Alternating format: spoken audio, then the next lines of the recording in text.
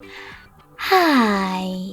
In front of me is Google Pixel 7i, and today I would like to show you how you can rename it.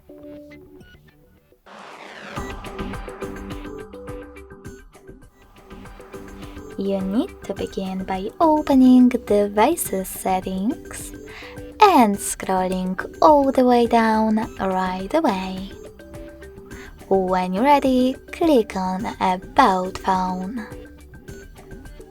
Now select Device Name section and type in wherever you wish to.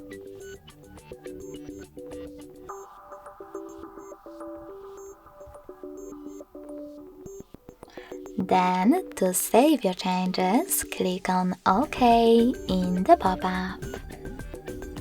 Then confirm your choice by clicking on OK in the other one about visibility.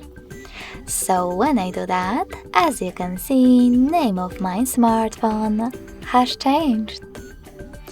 Thanks so much for watching. If you enjoyed this video, smash that like button, comment and subscribe. Bye!